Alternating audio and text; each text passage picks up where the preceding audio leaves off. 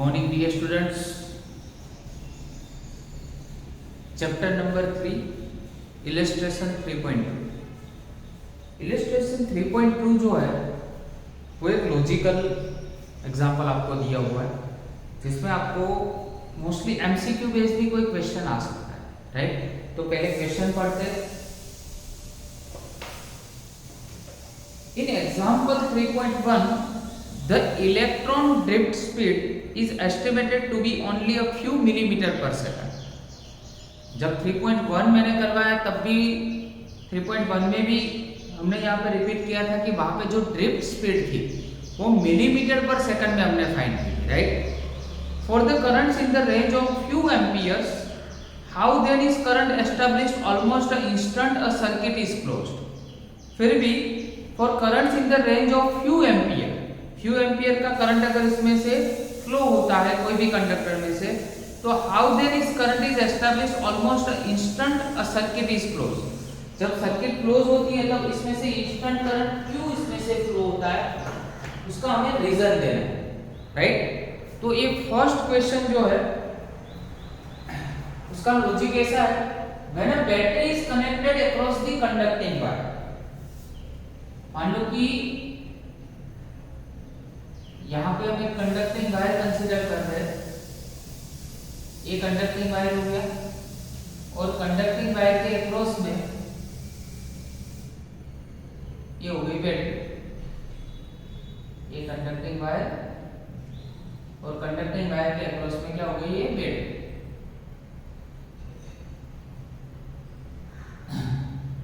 ठीक है।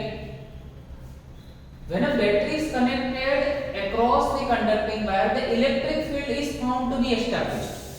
इसमें से इलेक्ट्रिक फील्ड कंडक्टिंग वायर में इलेक्ट्रिक फील्ड एस्टैब्लिश होता है with a speed of light. Speed of light मतलब कौन सी स्पीड से, 3 × 10⁸ मीटर पर सेकंड की स्पीड से, ठीक है। और इलेक्ट्रॉन का जो ड्रिफ्ट होता है वो ऑलवेज इलेक्ट्रिक फील्ड की जो डायरेक्शन है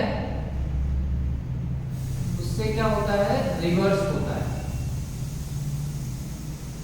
तो मान लो कि ये एक्स एक्स की पॉजिटिव डायरेक्शन है इलेक्ट्रिक फील्ड की, तो ड्रिफ्ट कौन सी साइड होगा, उससे जस्ट ऑपोजिट साइड पे होगा, राइट। तो इलेक्ट्रॉन ड्रिफ्ट जस्ट इससे opposite side. So this causes an instantaneous local drift of every free electron।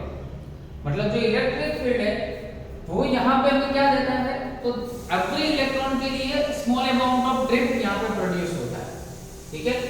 That to be simultaneous acceleration by a is equal to f by m, जिससे मतलब large amount of acceleration उसमें produce होता है जिससे electron positive x direction में क्या करता है, फ्लो करता है, राइट। इन शॉर्ट जैसे बैटरी हमने यहाँ पे लगाई तो ये कंडक्टिंग वायर में इलेक्ट्रिक फील्ड जनरेट होता है और इलेक्ट्रिक फील्ड की जो ऑपोजिट डायरेक्शन है वो ऑपोजिट डायरेक्शन में इलेक्ट्रॉन ड्रिफ्ट प्रोड्यूस होता है जिससे एक्सेलरेशन प्रोड्यूस होता है, राइट। तो ये जो एक्सेलरेशन प्रोड्यूस होता है वो लार्ज अमाउंट का होता है। क्यों? क्योंकि इसमें जो m है मतलब मास ऑफ इलेक्ट्रॉन उसकी वैल्यू कितनी है, 9.1 × 10⁻31 kg। It is a very small value. तो यहाँ पे अगर स्मॉल वैल्यू होगी तो एक्सेलरेशन ऑब्वियस क्या होगा, लार्ज अमाउंट ऑफ होगा, ठीक है। तो इससे आप यहाँ पे ये अज्यूम कर सकते हो कि यहाँ पे अगर स्मॉल वैल्यू है तो एक्सेलरेशन क्या होगा, लार्ज अमाउंट का होगा। तो इन शॉर्ट दो लॉजिक है, इलेक्ट्रिक फील्ड और उससे ऑपोजिट डायरेक्शन में ड्रिफ्ट प्रोड्यूस होता है, इसलिए यहाँ पे हम बोल सकते हैं कि करंट प्रोड्यूस हो सकता है। सेकंड क्वेश्चन आपको दिया है, the electron drift arises due to the force experienced by the electrons in the electric field inside the conductor, but the force should cause the acceleration. Why then do electrons acquire the steady average drift speed। देखो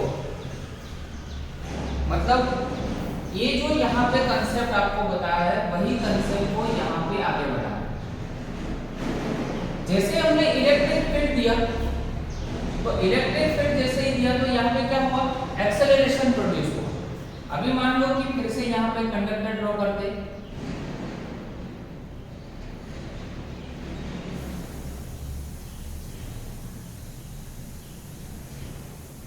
पहले सारे normal electrons थे जो ऐसे random direction में, ये सारे ऐसे रैंडम डायरेक्शन में थे। Now what you are doing, you are just connecting these two electrodes with one battery, battery के साथ हमने कनेक्ट किया, ठीक है। तो इसमें क्या प्रोड्यूस होता है, इलेक्ट्रिक फील्ड प्रोड्यूस होता है, ठीक है। अभी चैप्टर 1 का एक फॉर्मूला है, electric field is the ratio of electric force divide by charge, electric force divide by charge. मतलब इलेक्ट्रिक फील्ड से क्या प्रोड्यूस होगा, फोर्स प्रोड्यूस होगा, और फोर्स में तो हम जानते हैं क्या होता है, एक्सेलरेशन होता है, राइट। तो इससे एक्सेलरेशन भी प्रोड्यूस हुआ। अभी एक्सेलरेशन प्रोड्यूस हुआ तो ये तो एक्सेलरेट होना चाहिए, पर एक्सेलरेट क्यों नहीं हो रहा है, क्यों हम ड्रिफ्ट स्पीड लेते हैं, एवरेज ड्रिफ्ट स्पीड क्यों लेते हैं, ऐसा क्वेश्चन है। तो एवरेज ड्रिफ्ट स्पीड इसलिए लेते हैं कि यहाँ पे जैसे इलेक्ट्रॉन आगे बढ़ता है तो इसमें कुछ पॉजिटिव आयंस भी होते हैं, ठीक है। तो पहले किसके साथ कोलाइड होता है, तो जैसे ये इलेक्ट्रॉन, मान लो ये इलेक्ट्रॉन है, वो आगे बढ़ेगा तो इस पॉजिटिव आयंस के साथ उसका कोलिजन होगा, मतलब उसकी स्पीड पहले क्या होगी, थोड़ी स्लो हो गई, फिर से वो आगे जाना चाहता है, बट फिर से आगे कोई ना कोई क्या आएगा, पॉजिटिव आयंस आएगा, उसके साथ उसका कोलिजन होगा, तो फिर से उसकी स्पीड लो हो जाएगी। वो एक्सेलरेट तो होना चाहता है, बट बीच में क्या आ रहा है, पॉजिटिव आयंस आ रहे हैं, जिससे उसकी स्पीड स्लो हो रही है, फिर से एक्सेलरेट होगा, फिर से टकराएगा, फिर से स्लो होगी स्पीड, फिर से वो एक्सेलरेट होगा, तो ऐसे कंटिन्यूअसली चालू रहेगा, समझ रहे हो। तो इस टाइप का जो होता है, इसलिए यहाँ पे ऑलवेज कौन सी स्पीड ली जाती है, एवरेज ड्रिफ्ट स्पीड, इसलिए एवरेज ड्रिफ्ट स्पीड ली जाती है। और याद रखो, किसी क्वांटिटी की वैल्यू कोई एक सर्टेन टाइम पे जब फिक्स नहीं होती है, तब ऑलवेज हम क्या लेते हैं, उसका एवरेज लेते हैं, ठीक है। वो एक पर्टिकुलर फिक्स अमाउंट हो जाती है तो उसके लिए तो सही है, बट जो फिक्स अमाउंट कोई एक पर्टिकुलर पॉइंट पे जब नहीं होती है तब क्या लेते हैं, हम एवरेज लेते हैं। तो यहाँ पे भी कोई फिक्स अमाउंट नहीं हो रही है, फिक्स स्पीड नहीं हो रही है, इसलिए क्या लेंगे, यहाँ पे भी एवरेज ड्रिफ्ट स्पीड कंसीडर करेंगे। Third one,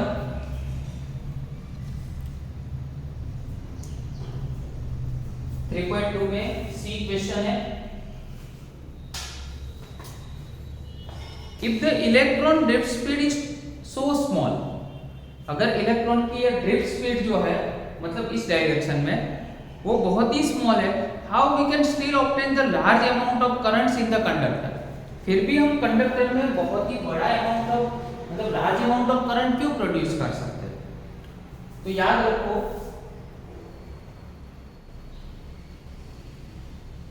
this is because of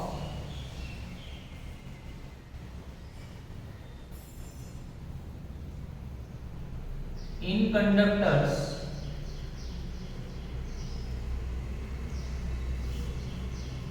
electron density is 10 to the power 29 per meter cube, so large amount of current is produced.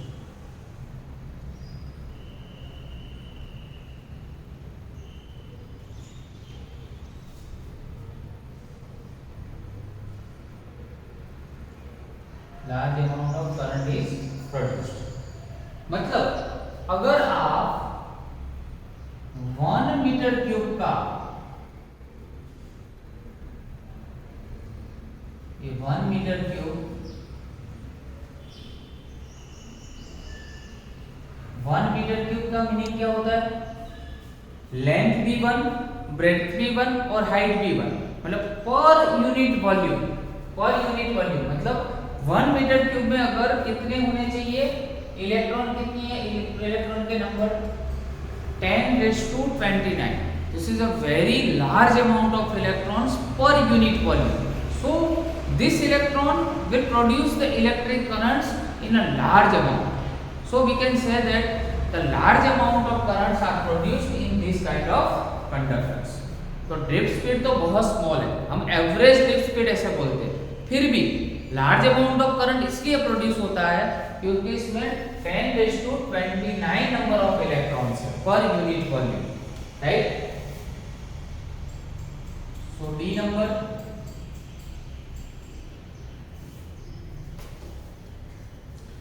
When electron drift in a metal from lower to higher potential, does it mean that all free electrons of the metals are moving in the same direction?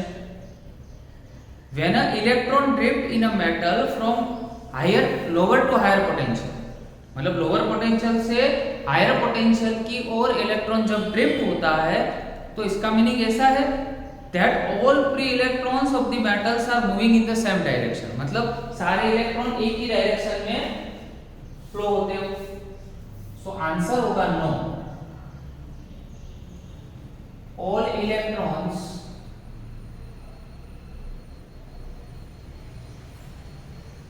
are not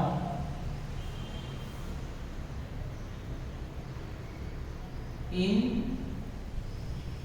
same direction।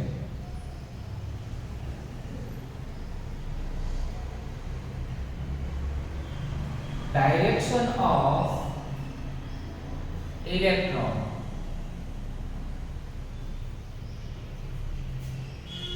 is just because of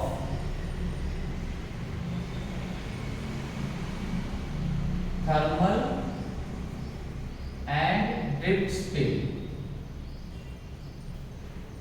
first illustration हमने देखा था, उसमें दोनों speed हमने find की थी, एक drift speed भी फाइंड की थी और दूसरी थर्मल स्पीड भी फाइंड की थी, ठीक है। तो यहाँ पे इलेक्ट्रॉन जो है उसकी डायरेक्शन कौन डिसाइड करता है, तो दो स्पीड डिसाइड करती है, एक होती है ड्रिफ्ट स्पीड और दूसरी क्या होती है, थर्मल स्पीड। उसकी वजह से होता है, तो हम ऐसा नहीं बोल सकते कि सेम डायरेक्शन में सारे इलेक्ट्रॉन्स हैं, ठीक है, वो डिफरेंट डायरेक्शन में भी हो सकते हैं। चलो last one. Are the path of electron straight lines between successive collisions in the absence of electric field and presence of electric field? मतलब इलेक्ट्रॉन का जो पाथ है वो इलेक्ट्रिक फील्ड के प्रेजेंस में और इलेक्ट्रिक फील्ड के एब्सेंस में, ठीक है, इलेक्ट्रिक फील्ड के प्रेजेंस में और इलेक्ट्रिक फील्ड के एब्सेंस में कैसा होता है। सो ई number, in absence of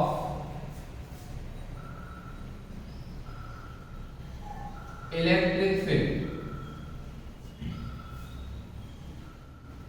the path of electrons is in straight line।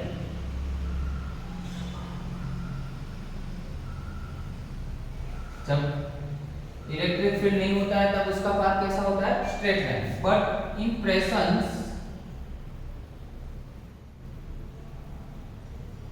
Of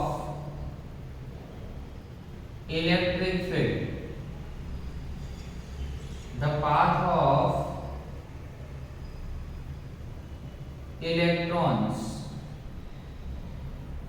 is, path of electron is मतलब नॉन लीनियर।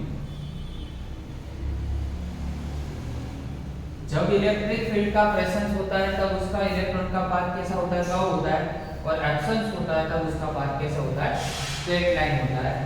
ये जो लॉजिक है वो एमसीक्यू के लिए मोस्ट इंपॉर्टेंट है, ठीक है, एमसीक्यू के लिए मोस्ट इंपॉर्टेंट। तो ये हो गया लॉजिकल क्वेश्चन। अभी 3.3 करते हैं। 3.3 और 3.4 ये दोनों सेम फॉर्मूला पे बेस है। An electric toaster use the nichrome for its heating element।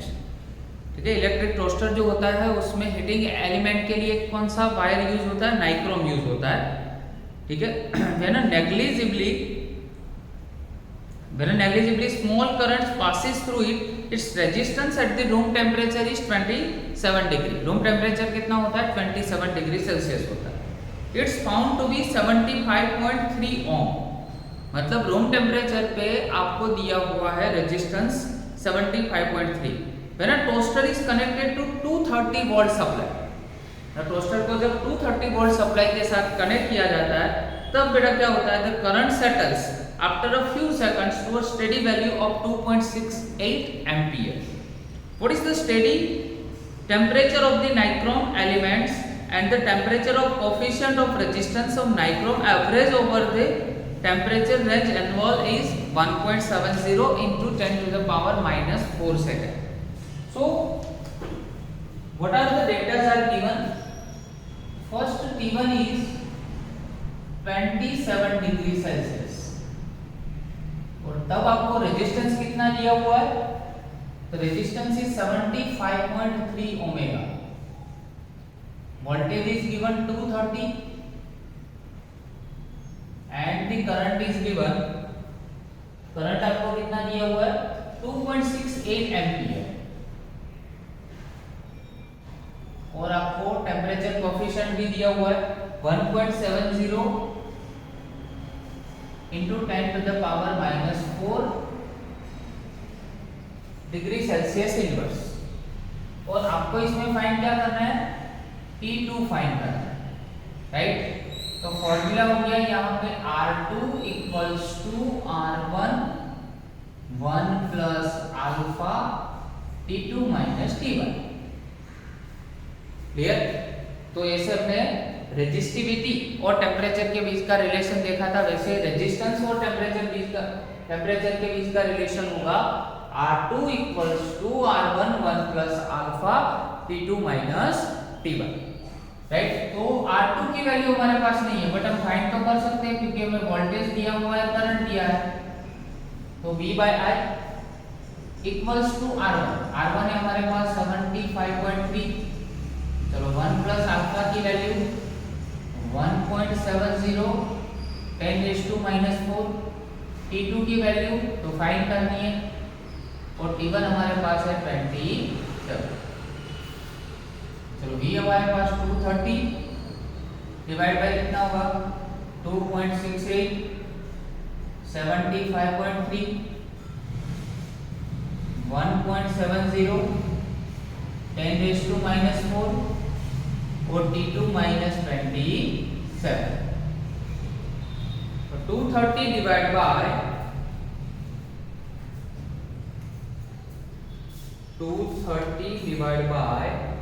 2.68 answer होगा 85.82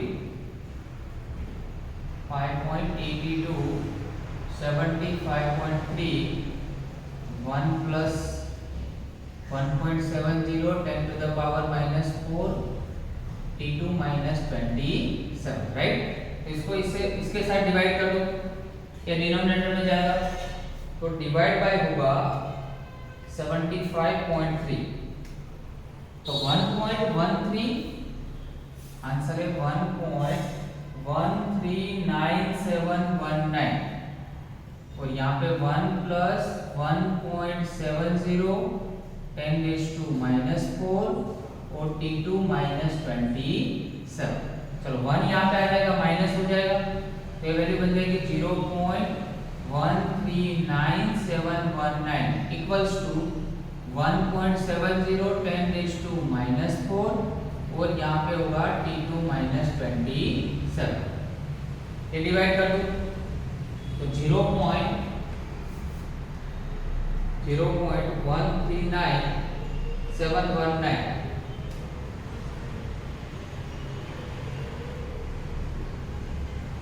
0.139719 और डिवाइड क्या करेंगे 1.7 तो 0.08218 राइट। और 10⁻⁻⁴ होगा वो डिनोमिनेटर में था, ये न्यूमरेटर में आएगा तो 10⁴ हो जाएगा। ये t2 माइनस कितना होगा 27। चलो 10⁴ की जो वैल्यू है वो हटा लेते हैं यहाँ पे, मतलब 1 2 3 4, तो 8 to 1.8, t2 माइनस 27 होगा, 27 को इस साइड पे लेके आओ तो t2 0.8 plus 27, so that t2 equals to 821 plus 27, 848 होगा। क्या होगा 848.8 डिग्री सेल्सियस। 3.4 जो आपको दिया है, 3.4 में उसमें आपको दो डिफरेंट टेम्परेचर दिए हुए हैं। तो 3.4 की मैं आपको हिंट यहाँ पे लिख देता हूँ। The resistance of the platinum wire of a platinum resistance thermometer at the ice point. अभी आप जानते हो आइस पॉइंट मतलब कितना डिग्री होता है, 0 डिग्री सेल्सियस, मतलब 0 डिग्री सेल्सियस है, तब रेजिस्टेंस कितना दिया हुआ है 5 ओम। दूसरा आपका दिया स्टीम पॉइंट। चलो तो स्टीम पॉइंट के लिए T1 टेम्परेचर लेते हैं। स्टीम पॉइंट के लिए कितना होता है 100 डिग्री सेल्सियस होता है, तो R1 की वैल्यू यहाँ पे हम ले रहे हैं 5.23 ओमेगा, राइट। तो आपको क्या फाइंड करना, when a thermometer is inserted in a hot bath the resistance of the platinum wire is, मतलब आपको रेजिस्टेंस दिया हुआ है, तो आपके पास R2 की वैल्यू है 5.795 ओमेगा। तो आपको सेकंड टेम्परेचर फाइंड करना है, बाहर का टेम्परेचर फाइंड। तो फिर से यहाँ पे बेटा वही फॉर्मूला यूज करना है। पहले रिलेशन किसके साथ लेंगे, तो यहाँ पे R1 का रिलेशन यूज करो R0 के साथ, तो 1 प्लस अल्फा, इसमें क्या होगा T1 माइनस T0 होगा। ये सारी वैल्यूज आपको दी हुई है, वैल्यू पुट करो पहले इस इक्वेशन में। सेकंड जो है आपके पास R2 जो है उसका रिलेशन R0 के साथ यूज करो, तो 1 प्लस अगेन अल्फा, ये T2 माइनस T0 होगा। ये दो इक्वेशन मिले, ये फर्स्ट हो गया, ये सेकंड हो गया। फर्स्ट और सेकंड को जैसे आप डिवाइड करोगे तो अल्फा क्या हो जाएगा, एलिमिनेट हो जाएगा, मतलब अल्फा कैंसिल हो जाएगा।